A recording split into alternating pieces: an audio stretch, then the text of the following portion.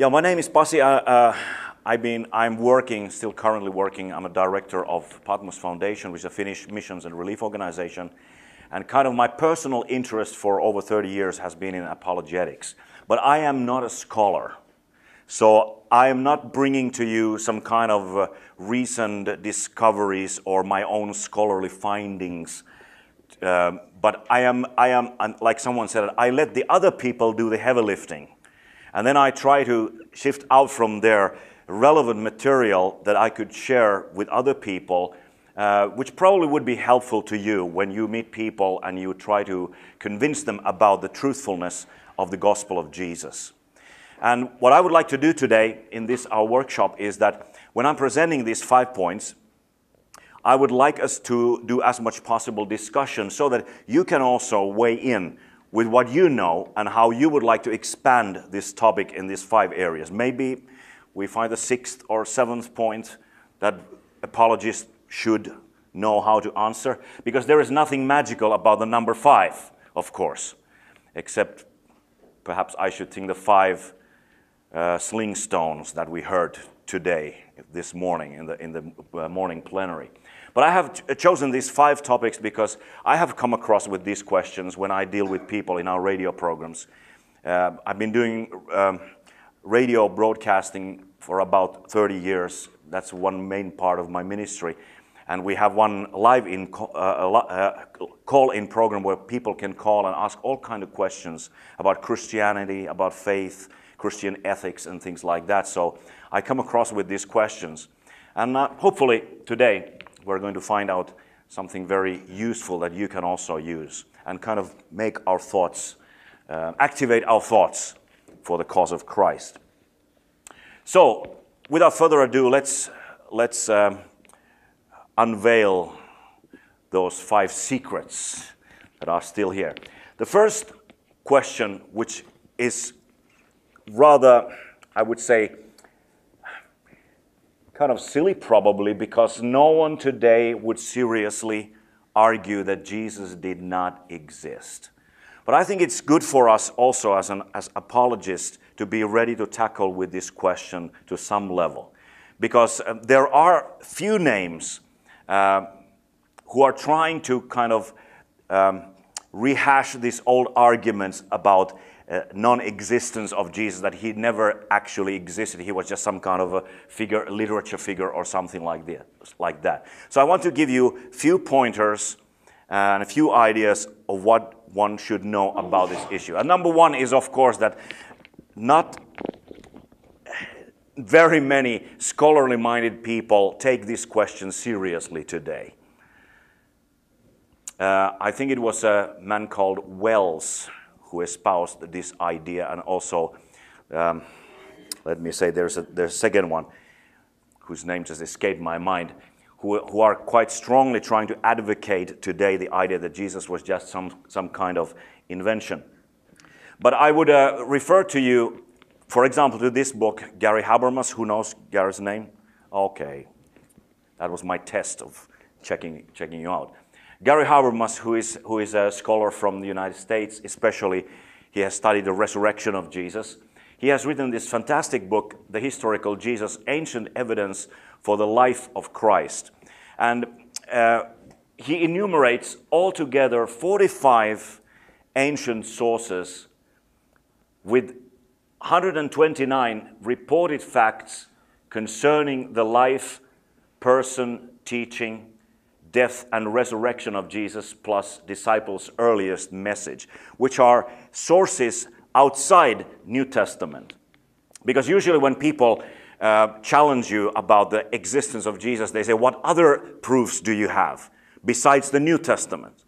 And Gary Habermas has done a wonderful job in kind of listing out sources outside the New Testament. And I think one of his most interesting thesis is that actually embedded within the New Testament text, we have sources that predate New Testament, namely several creeds which are older than our existing New Testament text, but they found their way to the New Testament.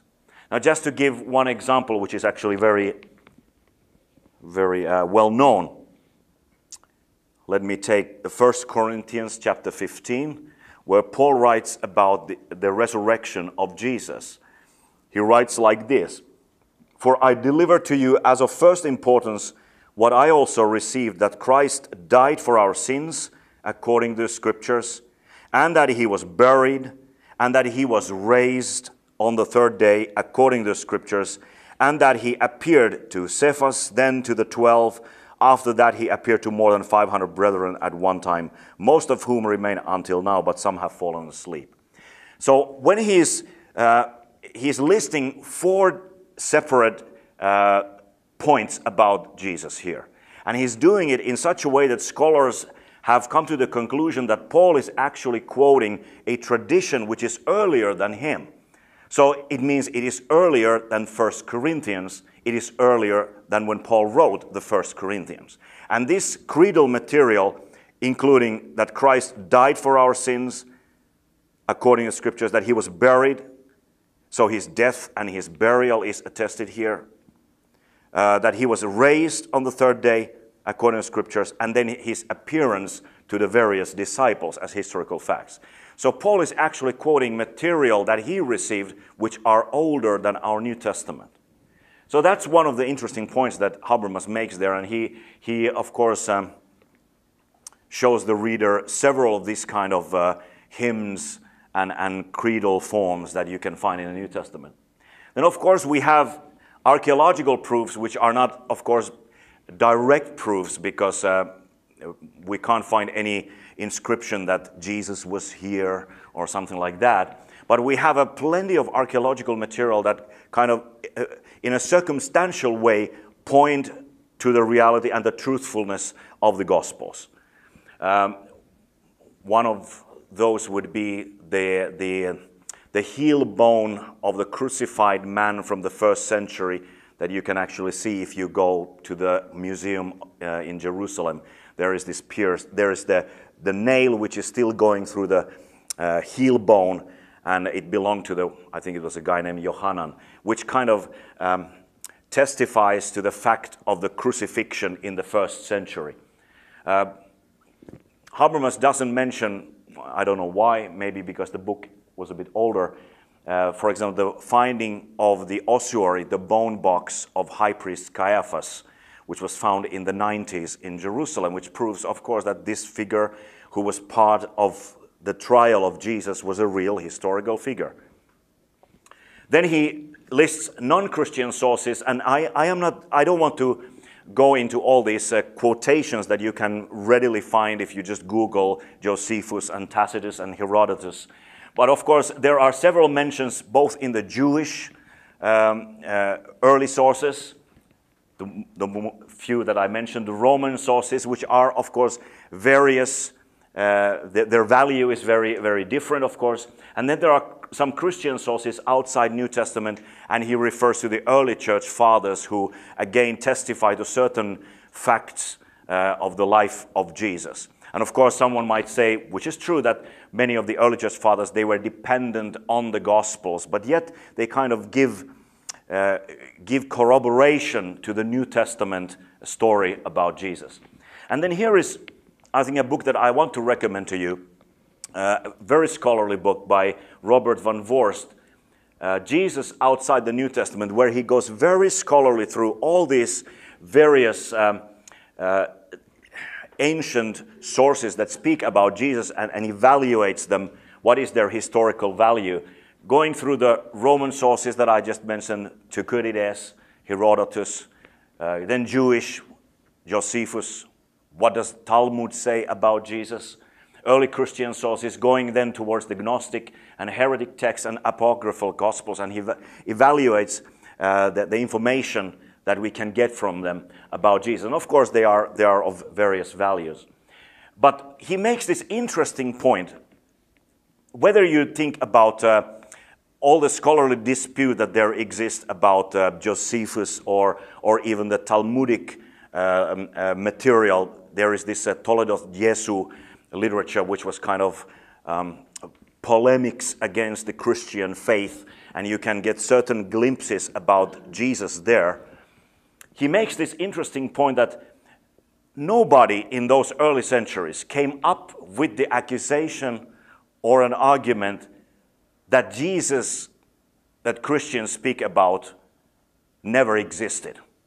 And I think that's a very interesting point, because they could have very well made, if the story of Jesus was invented or that Jesus never existed, why nobody in those early centuries came up with this explanation? But they always took the early sources seriously enough to fight against them or write polemics against Christians and their beliefs.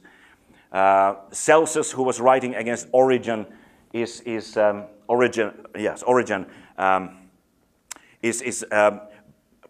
accusing Christians to be very, or Jesus was just some kind of a sorcerer or misleading people. Also in Talmud, Jesus is seen as some kind of a magician who learned his ancient arts, and he was misleading people. But they never came up with the explanation that Jesus was not a real historical person, which I think is a detail worth remembering. Then these three books here to remind me of the three important ideas. Richard Burridge has written What Are the Gospels?, which is really a groundbreaking research about the genre of the New Testament and genre of the Gospels particularly. And to make a long story short, there was a scholarly discussion about the genre of Gospels in the early 20th century and in the mid-20th century that said that we don't know what the Gospels are actually.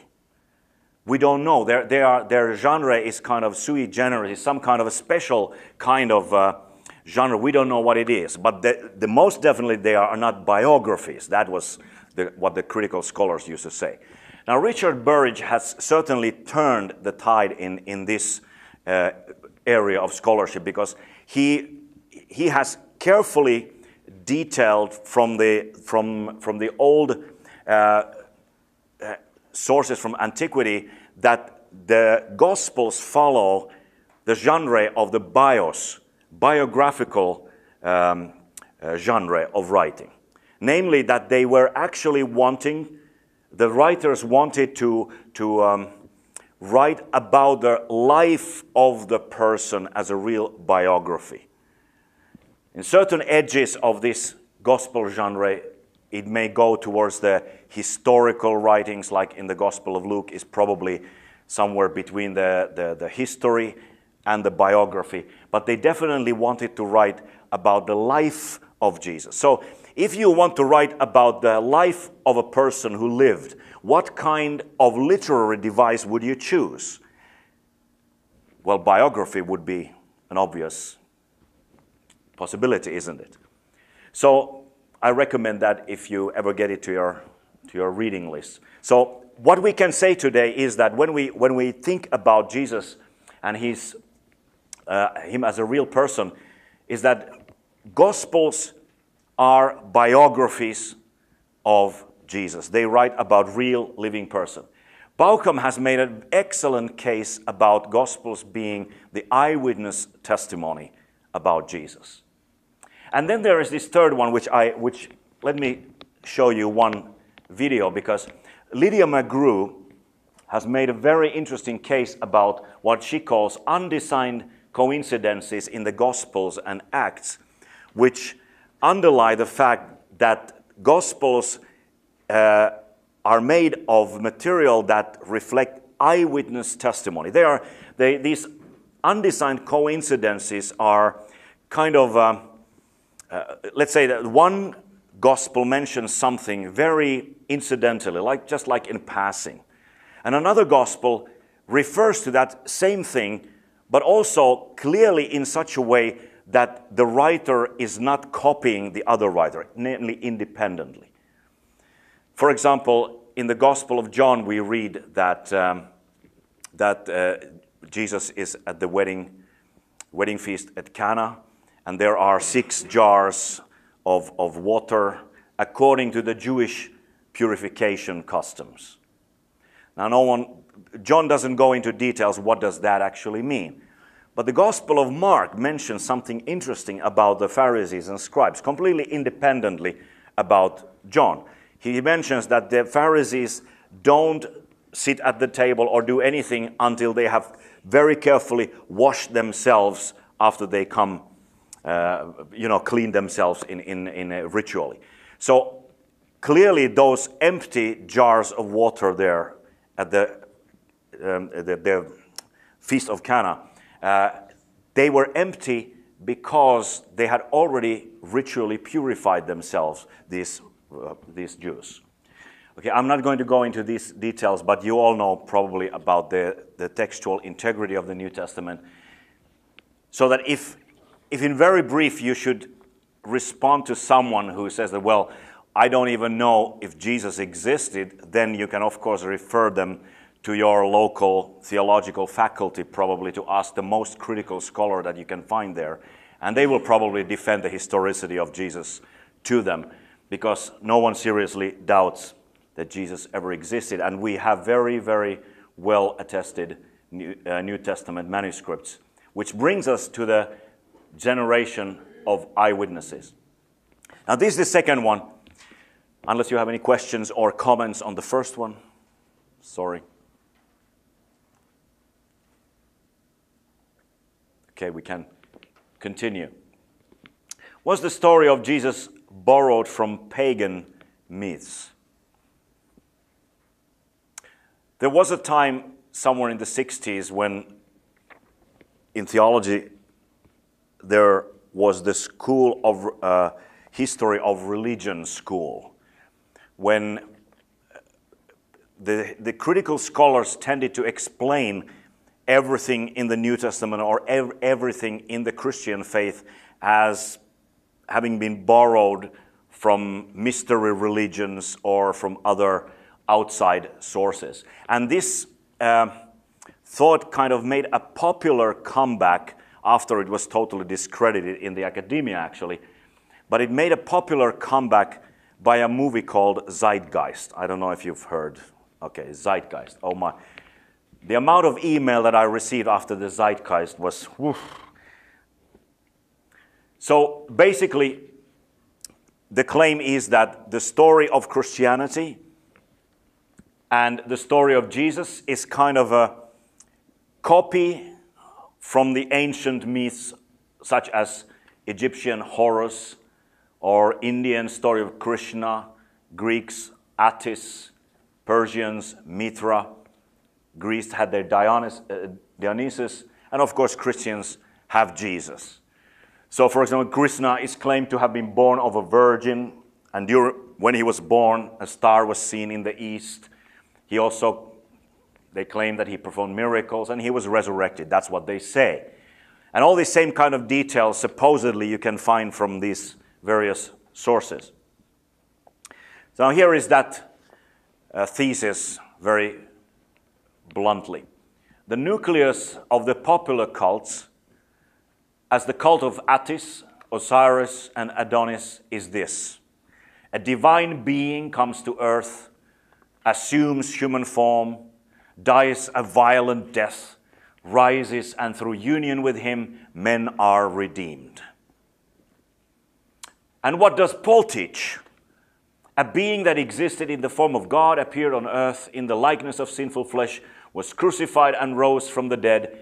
Men, through their relation to this experience of a celestial being, are redeemed. This was what George Holley Gilbert said.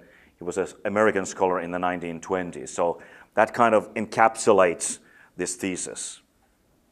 And this is very, it seems it's very popular in the internet. And all these kind of internet skeptics, at least when they are having their morning coffees, they like to write these kind of things to you and challenge you.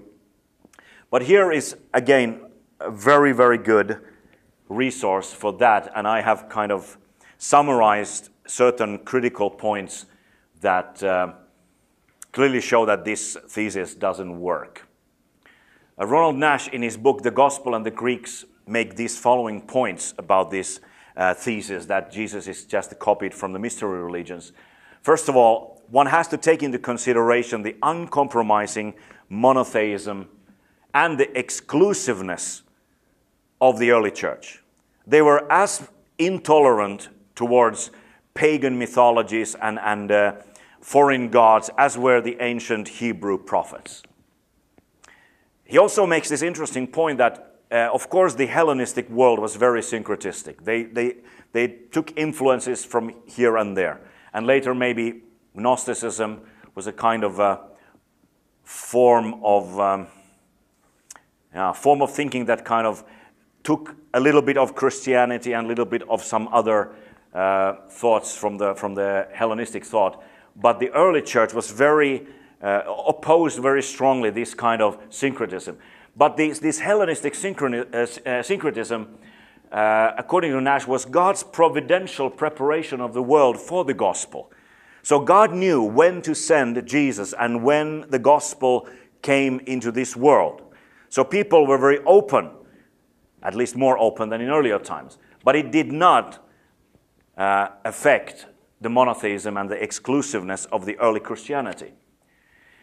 He also makes a point that one has to notice that every critic who raises this issue about mystery religions works from certain presuppositions.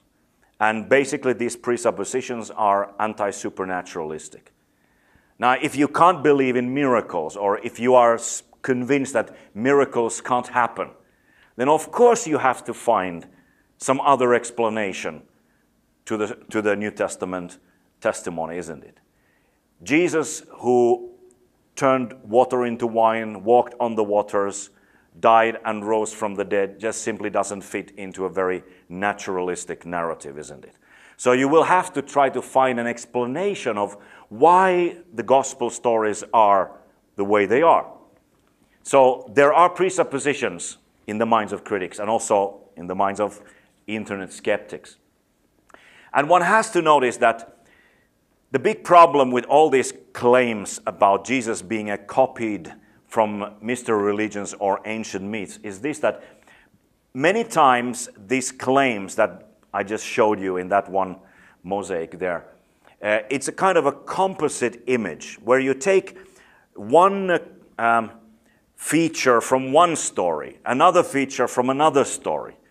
And in the end, you may have 5, 6, or 7 features, and you lump them together, and lo and behold, you can find them all in the story of Jesus. And now you claim that, look, the story of Jesus just kind of put all these things together. But they are based on oversimplifications, exaggeration, and sometimes outright invention. And they are based on secondary, not primary sources. Now, if you go and read the stories yourself, for example, I remember I went through the stories of Krishna. There are basically 2 sources about the life of Krishna. I am sorry, I don't know how to pronounce those Indian sources, but there are 2 of them. And Dr. Edwin Bryant, who is the professor of Hinduism in one of the universities, says that these sources are variously, or let's say that these sources are very late. They are from somewhere from the 4th or 5th century, and most likely from the 11th century after Christ. So you have the problem of the timing of these sources. And he also says that if anybody got any influence, then it is definitely not that the story of Krishna influenced Christianity. It's the gospel that was spreading all over the world that influenced the stories of Hinduism, which eventually found their way into the sources that tell about Krishna. So when you hear about these fantastic claims that Attis or Horus or some other ancient figure has the same features as Jesus, then you always have to ask, where are the sources? And usually they are very late. Very late sources, the direction of influence is usually the other way around, most likely. And then also, Nash makes this observation that the development of mystery religions did not happen until 2nd century after Christ, and the Christianity encountered these mystery religions sometime in the 3rd century. So Paul most likely was not affected by these mystery religions. So you have to try to find a different answer to the birth of Christianity. And then, of course, the differences matter, because when you look closely to these stories, you find that they don't actually speak about resurrection, for example. If Krishna kind of, in the end of his life, hovers somewhere up in the air, that's not a resurrection. Resurrection was when a person died, he was buried, and then he rose back to life. But this never happens in any of these mythical stories of Attis and Horus and things like that. So the differences are very important. The third question that definitely every Christian should know how to answer, at least on some level: was Jesus really risen from the dead? And of course, I don't mean that, yes, I know he rose from the dead because he lives in my heart, which is, of course, the testimony of the Holy Spirit. And I'm not at all trying to discredit that. But when a person asks this question, they usually want to know that what evidences do you have that he is really risen from the dead. And when an unbeliever asks you about how can we know that Jesus rose from the dead, I sometimes take the person first to our world and I ask them to think about the situation like this: that imagine that someone, your close friend whom you've known for years, has just recently died violent death, and you are at his funeral. And they bring the casket, and you want that they open the casket, or is the coffin, you call it, one more time. And they open it, and it's empty.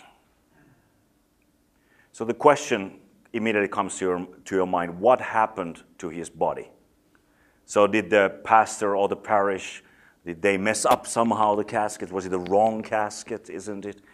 Or did somebody remove the body? What happened to the body? There's a confusion. And then someone comes to the parish where you are with the people trying to solve this mystery, and says that, look, I was just sitting with this person. We drank coffee. We talked about his life.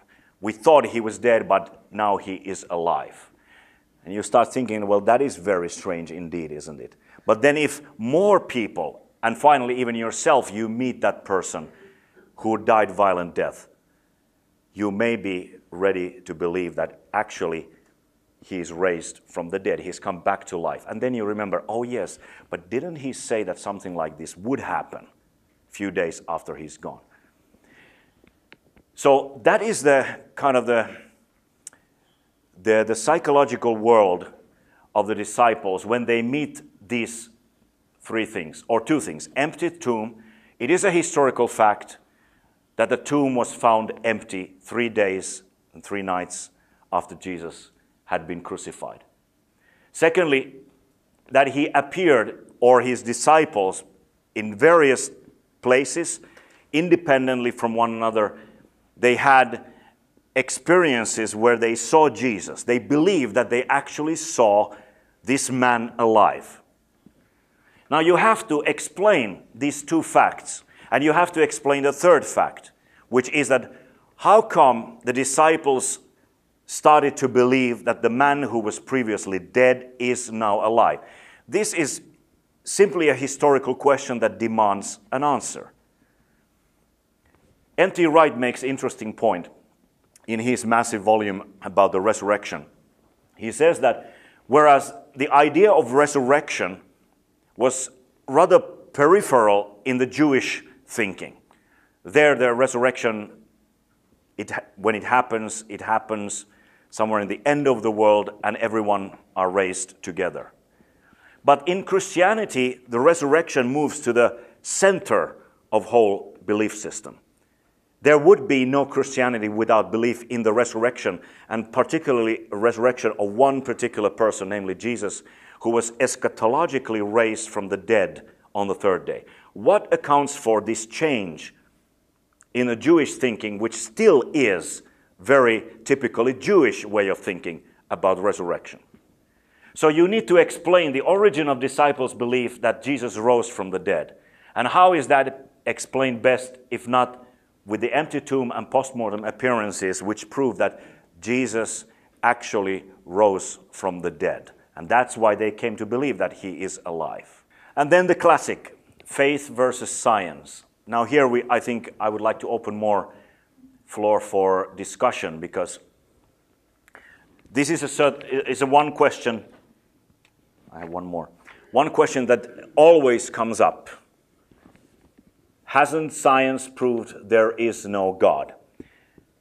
And I think usually people think about the debate between evolution versus creation.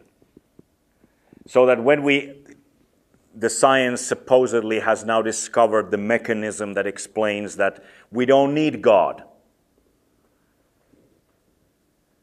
So doesn't that prove that God doesn't exist? And of course, the intelligent design movement has come up with first of all, challenging the simple Darwinian mechanism of random mutations and natural selection, showing that is not a viable solution of how organisms evolve. So the question about design is back on the table. Then the famous God of the gaps versus science of the gaps, namely that Christianity, this is more like a claim only that the more science advances, the area of faith gets smaller and smaller. Kind of science drives God out of these gaps of ignorance.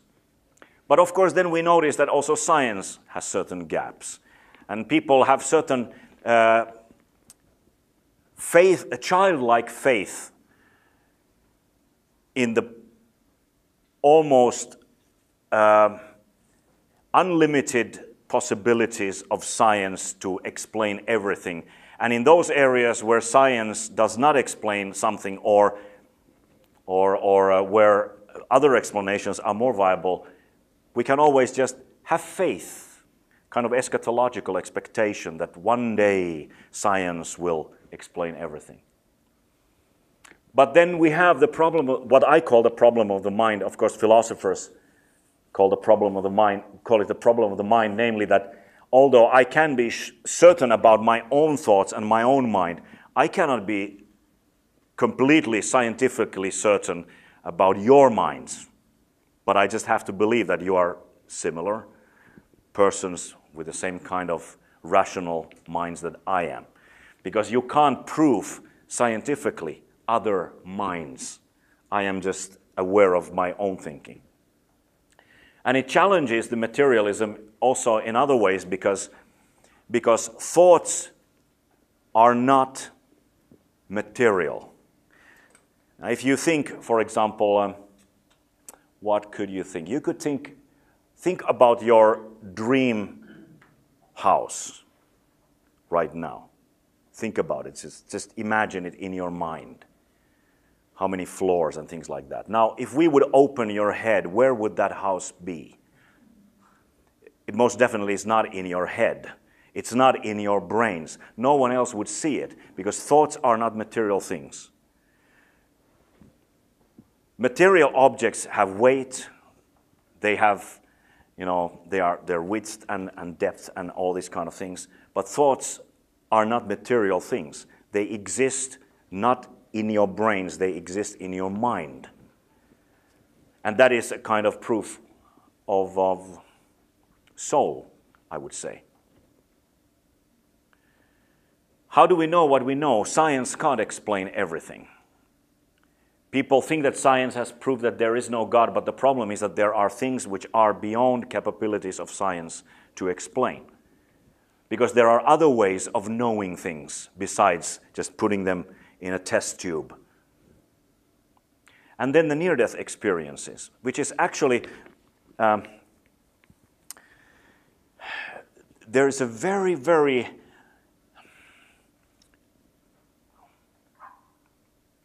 how do you say it in English?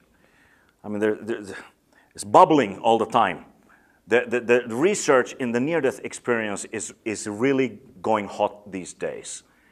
Because more and more people are telling about their experiences of being clinically dead, and yet they have been aware of their surroundings, even when their brain functions have been zero. So you cannot explain them away by referring to some kind of oxygen deficiency in your brain, or some kind of subconscious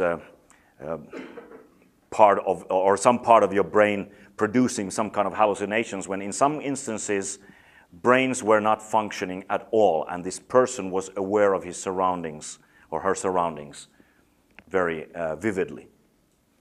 And one, how I would say, a provocation there is Shroud of Turin. I have a friend who is one of the top anthropologists in Finland, whose specialty is in revealing the documentary and other kinds of forgeries.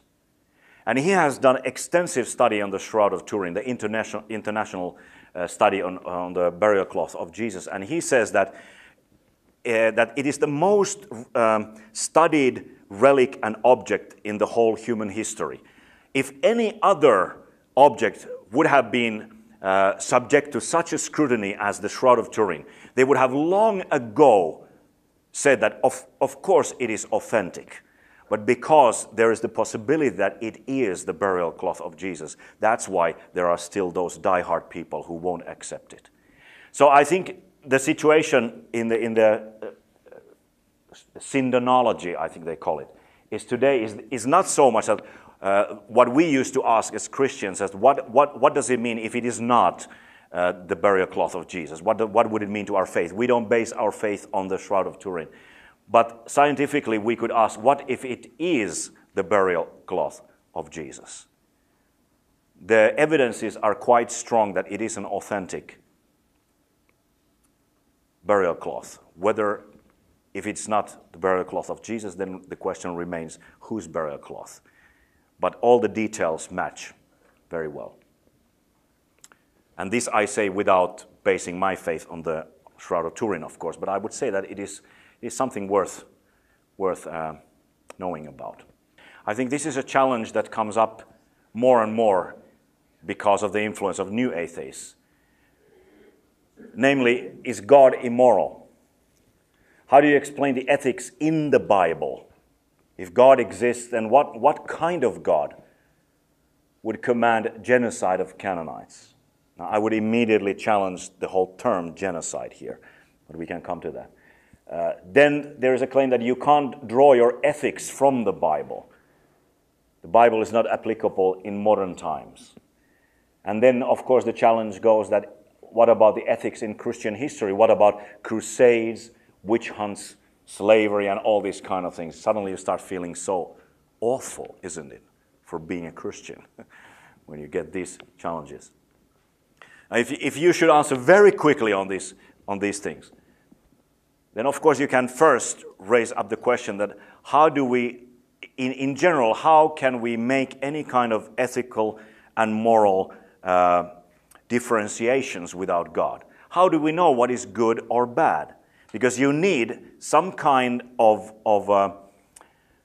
anchor point from which you draw your idea of good and bad. Because like Ravi Zacharias put it very nicely, he said that if you say there is something bad, you actually admit that there must be something good, isn't it? Now, if you admit that there is a good and there is bad or evil, then you need a norm with which you make this differentiation. And if you have a norm to make the difference between good and evil, you need a norm giver. But what atheist is trying to do, he's trying to deny that there is no norm giver. Therefore, if there is no norm giver, there is no norm. Therefore, there is no way of telling between good and evil. The whole question about morality becomes irrelevant. And to accuse Bible or accuse God for anything immoral or anything presupposes the existence of God, because you could not even make that accusation if God did not exist. Now, what do you say to a person who brings up the idea, the accusation about genocides of Canaanites? Why?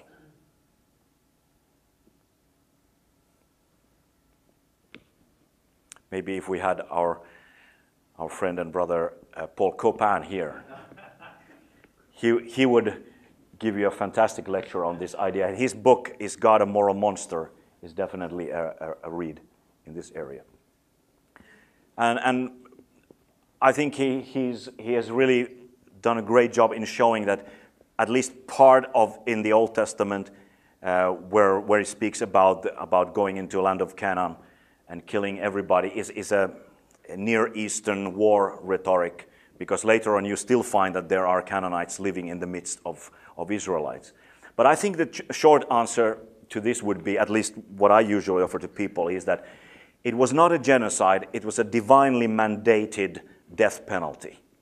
It was a divine judgment, just in the way as the flood was, or when God destroyed Sodom and Gomorrah. Well, of course, it included everybody. The command of God, the judgment of God included everybody, just like in the flood or in the Sodom and Gomorrah. And God has right to do that, because we are sinners. And we are so horrified by what happened there in Canaan, because I think we think that they were very progressed nations and their sins were just some kind of, their sins were not so serious. But if we would see even our own sins the way that God sees them, we would accept His judgments, whatever His judgments are. And that's what I would say to this accusation, that actually it was a righteous punishment for those civilizations who had thoroughly corrupted themselves beyond any possibility of redemption anymore. Like, I think it's in the Genesis. I'm sorry, I don't have my Finnish Bible, and I read my Bible in Finnish, but in Genesis, where God appears to Abraham, He says that in the so and so many generations, your descendants will return to this land, because the measure of sin of the Amorites is not yet full.